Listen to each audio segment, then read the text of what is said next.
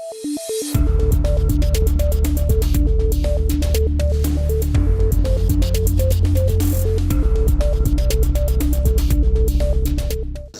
a spine and joint surgeon. I'm here to tell you something about the new tools which we use for the advanced spine surgery. I'm doing advanced spine surgery in the last 10 years, and definitely you require some tools to make it safe, predictable.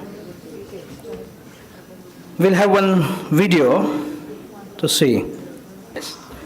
So this is a lady, had a backache since 10 years and severe back pain since last 1-2 years, twisted and tilted to one side. She was not able to stand and walk for a few minutes. Stop. So this was the video I operated just before the surgery, the pre-op photographs just before it. And she's tilted here to one side. She's forward bent towards this one, so it's deformed in two planes.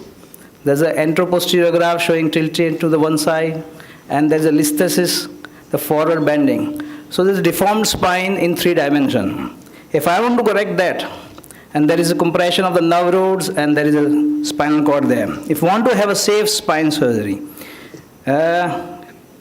this was immediate post-op. It has been corrected very well in alignment in both the planes. The spine is corrected well. Now this surgery, 5 hours surgery, and then immediately we wanted to show the patient started walking the same day after 5 hours. This is immediate post-op walking after 5 hours of spine surgery. No neurological deficit, complete recovery in terms of the straightness, and the way she was walking, she was confident without a walker, so she was asked to walk without a walker also. So that's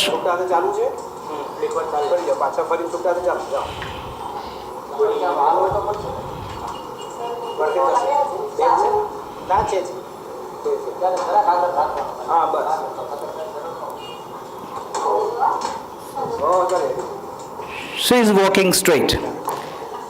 This is immediately after the surgery. In the morning, surgery of 5 hours, and the post-op in the evening, she is walking without pain.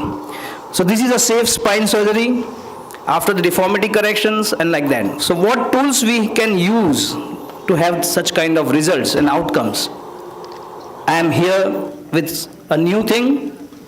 The bone cutting is required to decompress the spine. And we all know that the spinal roots and spinal cord is very, very sensitive to the touch, removal, axial compressions, and the stretch. We need to do the osteotomy also to correct the spine in both the dimensions, as we had seen in the previous case. Now, to protect the spinal cord and nerve roots, if we have a tool, then that spine surgery is safe, secure, and predictable. The patient has a confidence in you that you can do the job, and then patient gets ready for the surgery. So to make them safe and secure, we require certain conditions for the cutting of the bone. And what are they? Traditional bone cutting tools were Carrison bone punches, which were still accurate. Then there were rotating burrs, there are high-speed burrs, but then that burrs could entangle the soft tissue. That burr can touch the nerve root, and that nerve root can get damaged, and then the whole spine surgery's outcome is jeopardized.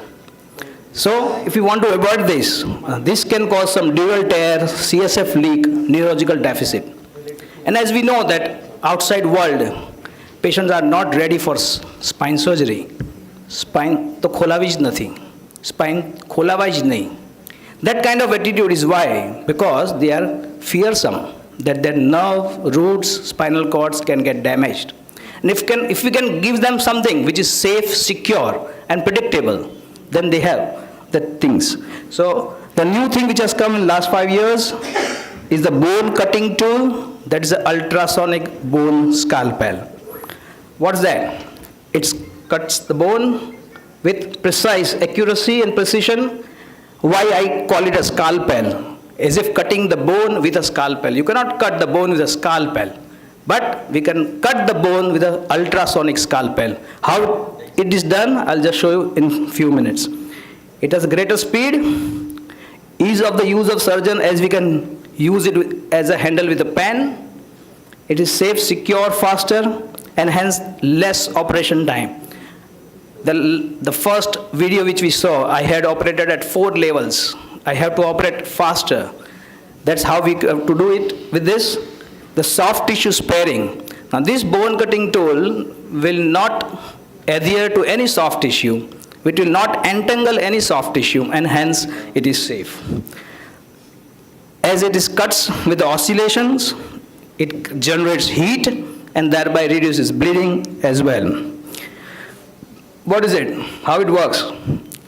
It's a piezoelectric transducer that amplifies the electrical signals, and then they are fed to the machine here, which generates back and forth motion. It cuts the bone with the back and forth motion. It is not a vibratory thing like a saw. It is not a rotatory as a burr. It is back and forth motion. And that back and forth motion is generated at high frequency. And see that frequency, 22,500 strokes in a second. It amounts to 13,50,000 strokes in a minute. And that's how it creates a high energy. And then when touches the bone, that energy is taken by the bone because bone is not elastic, and it cuts. It cuts the bone, but the moment it reaches the soft tissue, as the soft tissue is elastic, that energy dissipates. And as the energy dissipates, that soft tissue is not cut. So that's the beauty of this principle. And that principle has been taken up by the spine surgeons here, by the neurosurgeons in the world. At the bone scalpel, what we wanted since long has come, and has made the spine surgery safe and secure. How it cuts? It's a repetitive impact. This is a bone scalpel. It cuts the bone. It has cut the bone, touches the soft tissue, but the soft tissue is elastic, and hence it is not cutting the soft tissue. So that's it. So it gives a tactile feedback. And when I am cutting the cortex, it's hard. It gives me a tactile feedback. Then I'm cutting the cancellous bone, and then the other part of the cortex, and then immediately there is a give way. So I can cut my lamina without touching the spinal cord. I can touch the facets without touching my roots, and hence all the roots and all the spinal cords can be spared. Lot of patients of fluorosis, lot of patients of cervical myelopathy, dorsal myelopathy, there is a very severe cord. But these patients have hyperrigidity, the cord is survived. What happens? Once we remove the lamina and everything, there is a iatrogenic damage to the cord, and the patient lands in complete paraplegia. Here, we can remove the bone without having any damage to the spinal cord and the roots, and the patient is saved. And we have seen, the moment I have started using this since 2-3 years, my patients have recovered from paraplegia. So that's how it gives us a confidence of using this surgery. Selective to the bone, as I told you, the elastic remains unaffected, and hence it gets in. I can give you a simile, a good video is there. With the bone scalpel, you can cut the outer shell of the egg without disrupting the inner membrane. It's just impossible. You can cut the outer shell of the egg without opening the inner membrane. So that kind of precision is there with this bone scalpel. How it works? Let us have the video. 2 minutes. The ultrasonically vibrating blade compresses and cleaves cortical bone. The blunt blade advances with ease in the softer cancellous bone. Transition in and out of the cortical layer is easily sensed through tactile feedback. Ultrasonic effects reduce bleeding as the bone is transected. Due to its elasticity, soft tissue is minimally affected during incidental contact with the blade. The second one, how it works. So this is how the principle of working by oscillations, that back and forth motion, how it works, how it is generated. The outlet voltage is supplied at 50 to 60 hertz. The bone scalpel console boosts this frequency to 22,500 Hz. The resulting ultrasonic frequency is delivered into the handpiece. Piezo crystals transform the electrical energy into a mechanical vibratory motion. This causes a blunt blade to oscillate longitudinally at the ultrasonic frequency of 22,500 strokes per second. This is the equivalent of 1.35 million strokes per minute.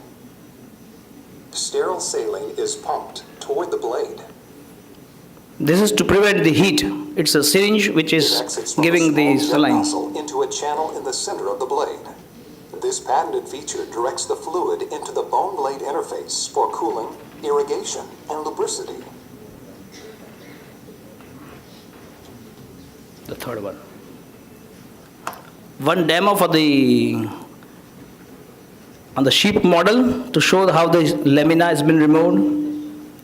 Okay, so what we're going to demonstrate here is a laminectomy.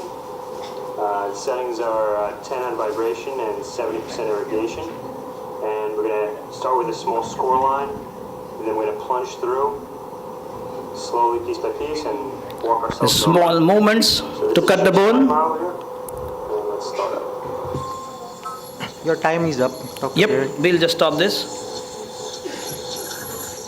Stop this, a few seconds. Score line's done. Just a simple push through. So that's how we have used it in the spine, and see the beauty. It can be used with a minimal invasive here. The spinal cord is seen here and the bone is cut. The decompression of the spinal cords are all laminectomies, laminectomies, foraminectomies, facetectomies can be used. Minimal invasive spine surgery, the cervical spine, the laminoplasties. Spinal deformity correction, osteotomies, the ponties and everything. Thoracoplasty and revision spine surgery. It has other indications, the orthopedic surgery, plastic reconstructive surgery, neurosurgery, where you have to cut the bones in a precise manner, the thoracic surgery and general surgery. The limitation is a high cost, more than 30 lakhs, availability. You are in the S Gracia, Yes. right? So, been using it since long. Thank you.